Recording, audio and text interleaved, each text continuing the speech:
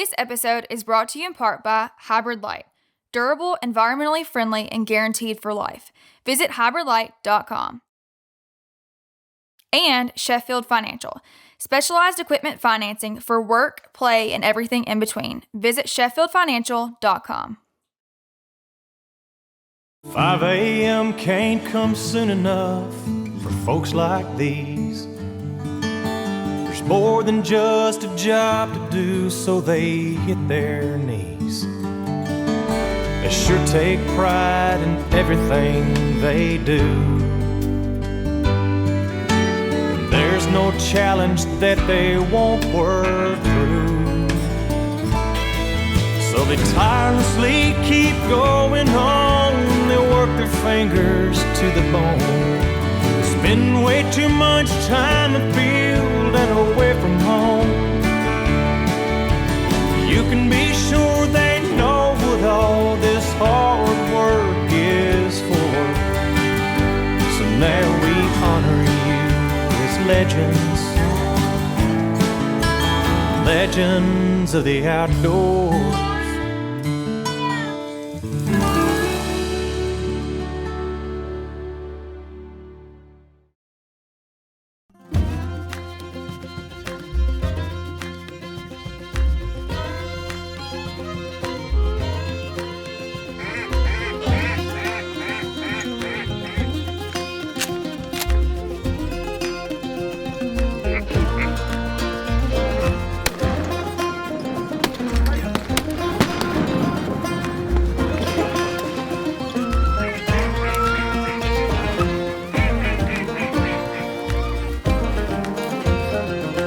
Hey folks, welcome to this edition of the Legends of the Outdoors TV show. I'm here with Abby Jo and a really special friend of mine, Mr. Terry Denmon of Mojo Outdoors. This episode is about someone else. This episode is about a man that Terry and I both spent a lot of time with, a great waterfowler, a great outdoorsman, good turkey hunter, good deer hunter, archer, a guy that we all knew, we shared a lot of time with, Mr. Mike Morgan. Terry, man, we miss Mike. Oh yeah, when we had Mike's funeral, I got to say a few words, and I kind of ended up with said, I was trying to figure out how we personally and Mojo was going to fill that void, and I finally come to the conclusion that some voids just can't be filled, and that's Mike Morgan. You're exactly right. I got to spend a lot of time with Mike at the Legends Outdoors, and then thanks to you, we got to shoot Mojo's outdoor shows with Mike, and we had a great time. We went to Nebraska, we went to Stan Jones Mallard Lodge a couple of times, and then Mike come over to my hometown of Big Sandy, Tennessee, and we shot it a little bit with Pamela Martin Wells. I told you, I think the last time I seen Mike was at the Hall of Fame about 6 months before he passed. And Mike come up to me, and he knew I was a big waterfowl hunter, and he handed me a box, and he said, "This is for you." He said, "A friend of mine made this, I want you to have it." And I opened it up, and man, in that box was an ebony duck call with an inlay that looks like pearl. I mean, it's just absolutely gorgeous. And that's on my mantle. It'll never come off my mantle as long as I live. It'll never go to the duck blind.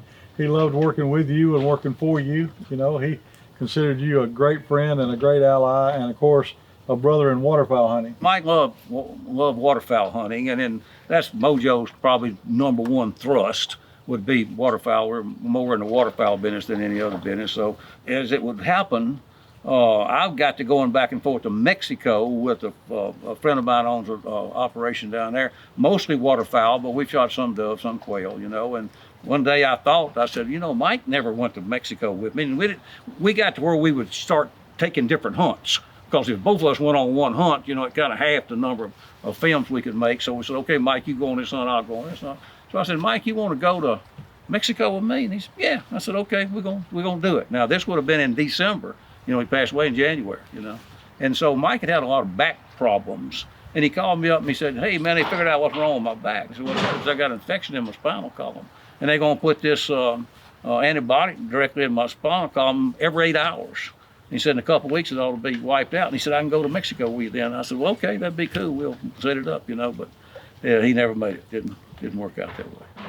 Well, we've lost some really good ones this past year. I think of Mike, and I think of Mr. Sock Clay, who was one of the greatest outdoor riders that I ever met. The neat thing about the Legends of the Outdoors is we never ever plan on letting the memories of these wonderful men and women go by the wayside. We owe it to them to keep their memory alive. Someday we'll join them in our happy hunting ground, but for right now, we've got their memories. We've got their memories to share. So folks, come on back in just a minute.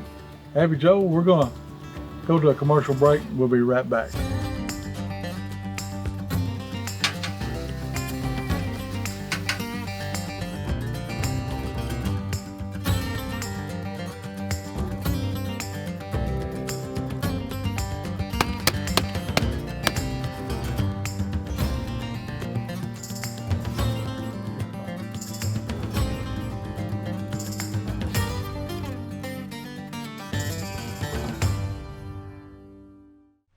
Hey Abby, I want to tell you about a really neat contest that we're running on Legends of the Outdoors TV for our sponsor, Hybrid Lights.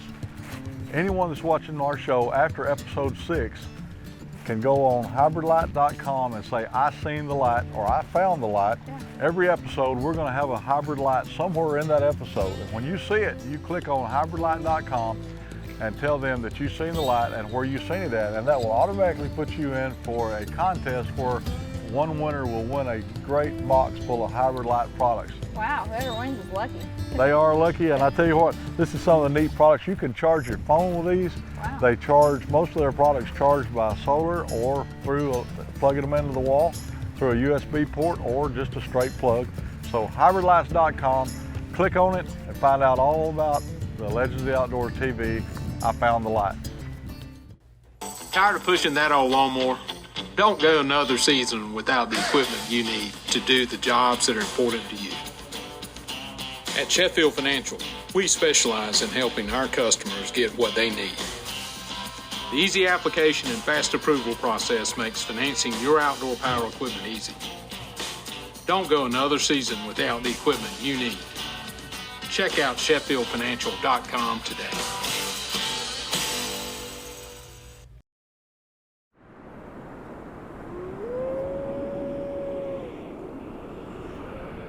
This segment is brought to you in part by Mossy Oak. No one knows hunters like Mossy Oak. Visit mossyoak.com. And Frog Togs. Breathable, affordable, and lightweight. Visit frogtogs.com.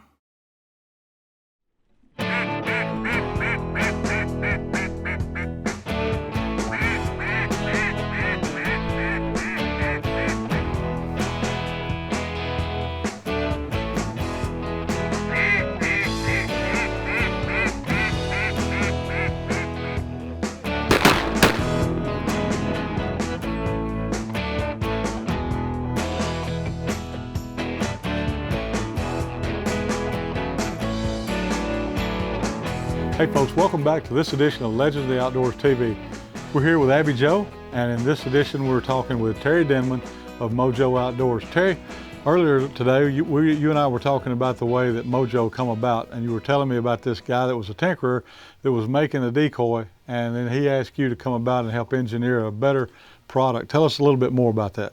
Well, actually, as I told you earlier, the spinning wing decoy concept came out of California. And they made it over to the Louisiana, Arkansas, Mississippi area where we are in hunting season of 1999. And but the product that they were building out there was really not a very good product because of just of the mechanism that they used inside of it.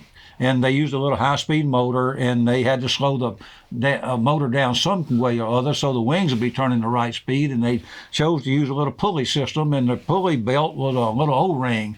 So it was real noisy. It wouldn't overcome the wind, the water, the rain and stuff like that. But a guy that owns a big sporting goods store at home went hunting with a guy from California, and he brought one with him. This guy wouldn't let the guy put it out the first day or two they went hunting, but he finally let him put it out, and after he'd seen it, he said, oh my goodness, I got to have some of those. So he started talking to some of his customers, this big duck hunting area where we are, and everybody wanted one of them. Demand exceeded supply at the time, so he called my good friend, his name's Murray Crow. Murray's family was big-time farmers, but his dad and his brother had died, and he got out of farming, and he was just tinkering with cars and race cars and rebuilding this and, things like that. So the sporting good guy called Murray, and said, look, can you build me some of these? And he said, yeah, I'll build you some. Murray didn't know how to size the pulleys to make the speed of the motor turn the wings the right speed, so he called me. He and I grew up together since first grade. Our families were friends, so I'm in the engineering business, so he wanted me to size those pulleys for him. So he started telling me about this decoy, and I've been duck hunting for many, many years, and I'd keep saying, Murray, tell me again about this decoy. And he started talking about wings turning, flashing white, and all that. That's the craziest thing I ever heard of, Murray. He said, well, you just come up here tomorrow. So I go to his shop the next day. The pulleys wasn't a problem. I said, I can size those pulleys for you. That's nothing. That's a very simple calculation for you, but really that's not the best way to do it. And he'd already came to that conclusion. I said, you got to find a new way. So he said, yeah, I think you're right, and I think I know how to do it. So the next day I was real interested in it. So at noon I go back up there, and so he has taken a large motor, this size motor. It happens to be a blower motor, double shafted blower motor out of a Caterpillar cab, blowing fans in a Caterpillar cab, And it's all that equipment back in those days was 24 volt. And on DC power, as most people know, the speed that the motor turns is proportionate to the amount of voltage that you put to it. So he takes a 24 volt motor, puts a 6 volt battery to it, and it slows it down to 25% of its normal speed, which is going to be in the 600 to 800 RPMs. It's just right. So he basically invented the direct drive system, is what they called it back then. Well, he built dirt track racing cars too. He liked to dirt track race, him and his brother both did. And they would wrap those cars back then with aluminum sheets. And so he had a number of sheets of 040 thick aluminum that was already white. All he had to do is color the other side. So he cut wings out of that aluminum. The reflection is proportional to the density of the material, so meaning aluminum is going to reflect more back than plastic's going to reflect. That's what that means. So he hooked them wings right to those motor shafts, one on each side, and then he stuck it in a decoy body. And so he got some of his other race car buddies around there that all had shops to help him build them. And they would build as many as they could build in a day. They would take them up to this sporting goods store. Jeff had this long waiting list, back list of people that wanted it. They would come up there that night and pick them up. So they never owned one for more than a day. Whatever Murray delivered to them, probably within an hour or two, they were all sold and gone, In fact, there was a joke around our area back then where they throw in their expensive shotgun in the back so they can put their decoy in the cabs and make sure nobody would steal their decoy, I took it to our farm. We was already killing unlimited ducks most every day. I was hunting at a pit blind. I remember going out there just as it was getting kind of gray and putting it down. I remember looking over my shoulder to make sure nobody's looking at me, because I felt pretty stupid, to tell you the truth back, But I put it down there, I turned it on. I started slowly wading back to my blind, because it was, still some time before shooting time. And I heard, I turned around, about 40 or 50 mallards landing on top of it. I said, wait a minute now, there may be something to this, So anyway, it proved to be, extremely effective.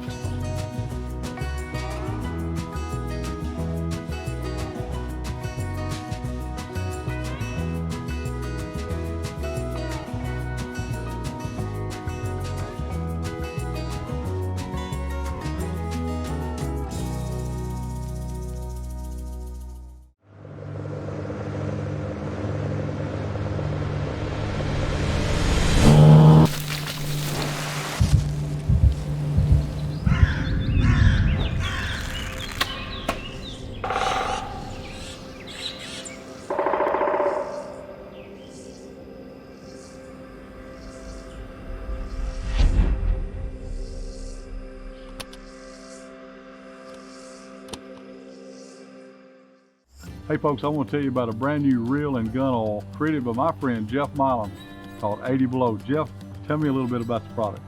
80 Below was a product that's built to really withstand Mother Nature. Anything it throws at it, minus 80 degrees on the cold side and up to 465 high side. Really, if you like to hunt cold weather or fish in cold weather, it's an excellent product. 80 Below gun and reel oil. You got to have this if you hunt and fish.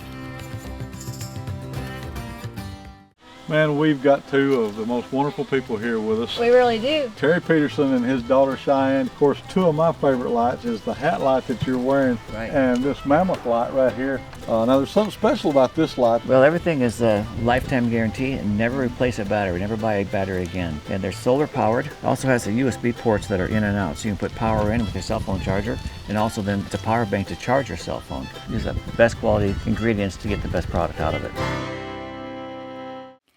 This segment is brought to you in part by B&M Poles, the leading crappie pole in the world. Visit bnmpoles.com. And Vortex Optics. Life happens, which is why Vortex products come with an unlimited lifetime warranty. Visit vortexoptics.com.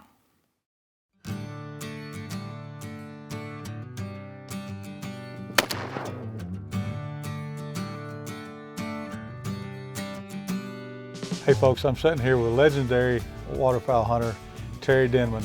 I tell you, we've been sitting here talking about our buddy Mike Morgan, who was with us for years, and we both miss Mike. Yeah, it was a big loss to us when Mike died, personally and professionally.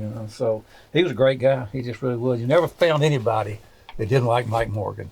Yeah, Mike really, and his partner Jim Jones, really how I ended up in TV. I never intended to do this, but when we started the Mojo Company, they came to us for some product, and they were the king of the lake. They've been hunting there for years and years. Somebody started kicking them pretty hard. One day he said, let's go down and see what that guy's got. Well, he had a couple Mojos, you know. Jim Jones went off doing something else. Mike Morgan just loved this stuff, so he said, look, I'll just do it for Mojo. He became our video guy. Y'all traveled thousands of miles together, and Mike, of course, was the face of Mojo for many, many years, and I know how devastating it was to lose him. Irreplaceable when it comes to doing TV stuff. One of the pioneers of outdoor television, and we all certainly sorely miss him. Let's go back to your childhood. How did you get started waterfowl hunting, Terry? Well, I grew up in the Mississippi Delta, northeast Louisiana, in an environment where most all the boys hunted. I started hunting when I was 7 or 8 years old.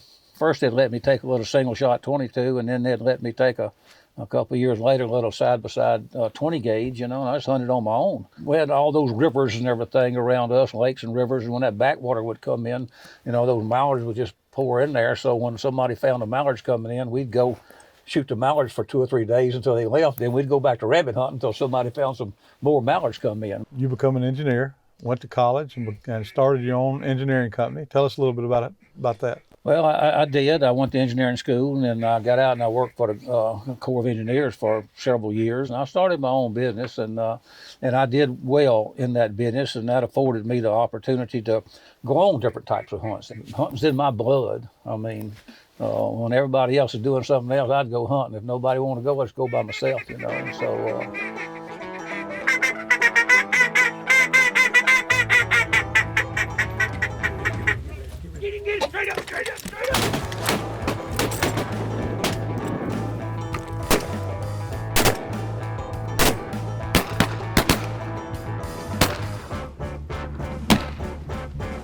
Now, you were telling me that Murray had started building these spinning wing duck decoys. Murray don't like to do business.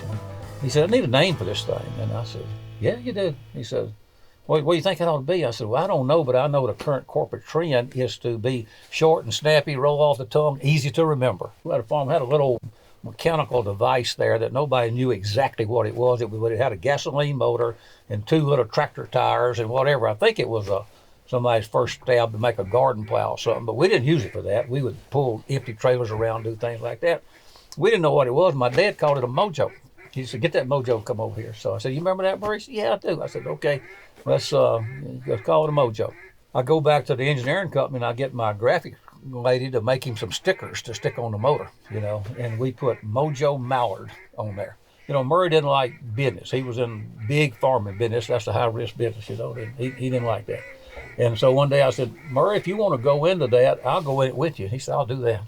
He could build them. He could build anything. That's why Jeff Simmons called him. I could take care of the business part of it. That's what I did for a living back then. But somebody's got to sell it. And that wasn't going to be me and Murray, because we're the 2 more salesmen in the world, So we ended up getting this guy, Jeff Simmons, to go in there with us. So we formed a corporation in March of the year 2000. and started making them. So this graphics lady, she was really a marketing lady that worked for me, very, very talented, had helped us with the stickers and whatever to go make taglines, logos and things like that. And so she worked on it for a little while, and she walked in my office one day and she says, you know what mojo means? And I said, no, I really don't. Just my dad used that word. I ain't got a clue what it means. And she said, well, then you're the luckiest guy in the world because it means magic. And I said, really? I didn't know that. You have called your product a magic mallard. It's better to be lucky than good. Oh, absolutely, absolutely. Well, folks, we'll be right back with Terry Denmon of Mojo Outdoors and Mojo TV. Stick around. We'll see you then.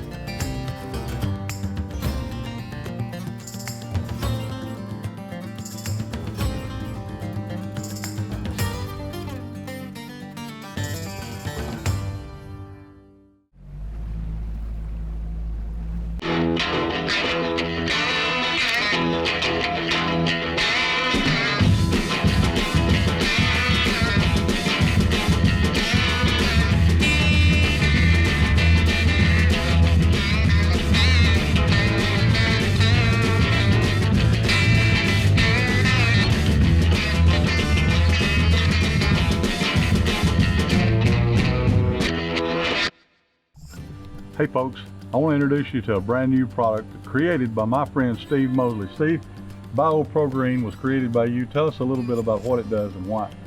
BioPro Green is made from a specialized group of products that helps enhance your food plot. It increases the protein, it increases the biomass, and it will help draw wildlife to your food plot. BioPro Green will enhance your food plots and help bring wildlife to your properties. Tired of pushing that old lawnmower? Don't go another season without the equipment you need to do the jobs that are important to you. At Sheffield Financial, we specialize in helping our customers get what they need. The easy application and fast approval process makes financing your outdoor power equipment easy. Don't go another season without the equipment you need. Check out SheffieldFinancial.com today. This segment is brought to you in part by Paris Henry County Chamber of Commerce. For more information, visit paristnchamber.com. And Mossberg. Safety and safe firearm handling is everyone's responsibility. Visit mossberg.com.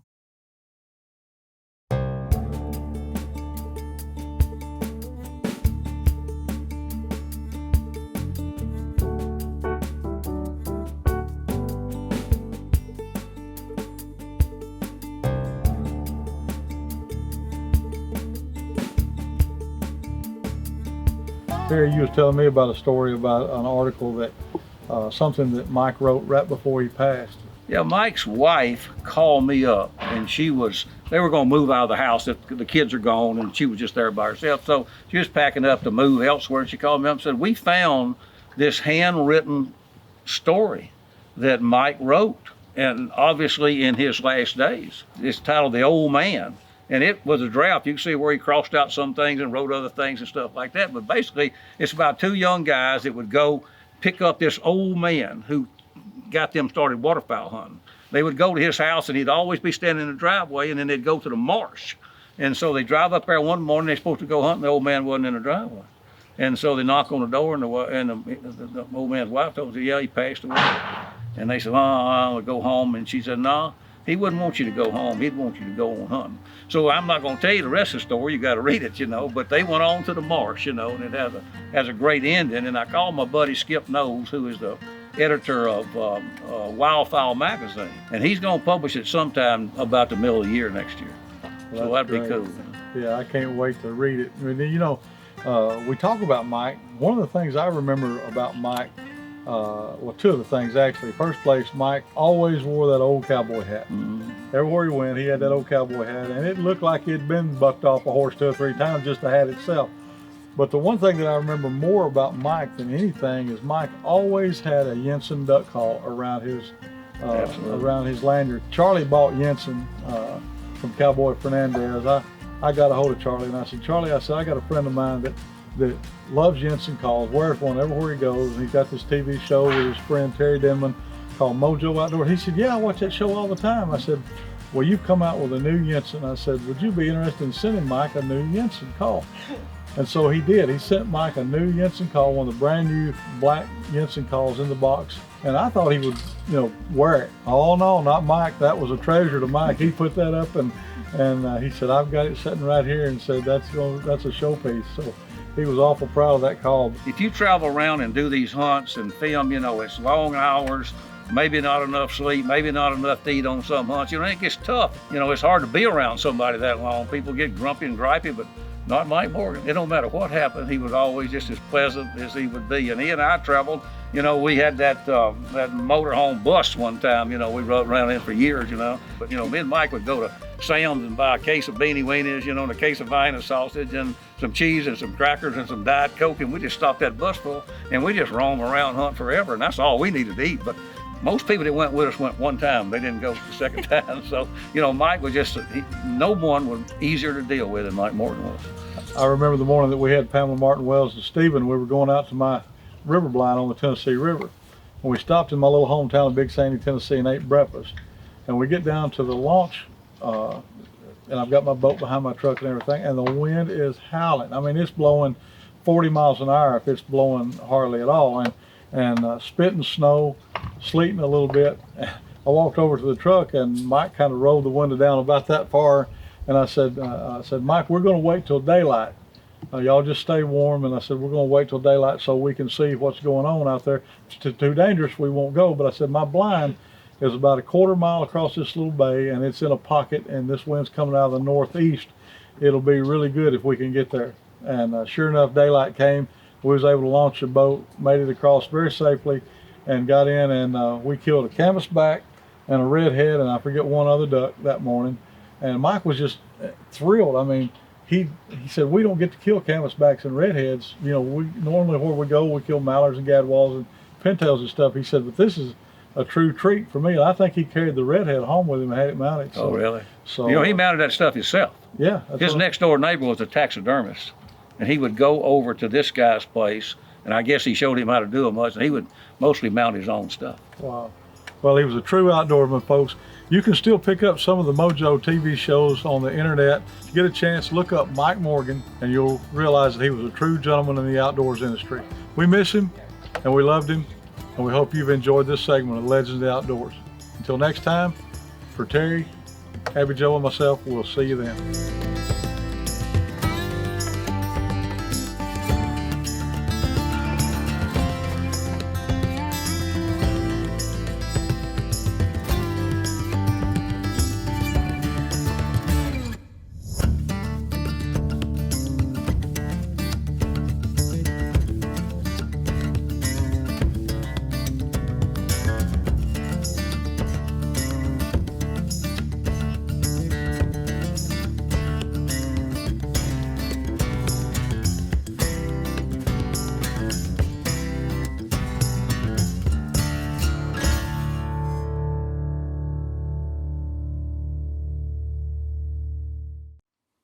This episode was brought to you in part by Hybrid Light.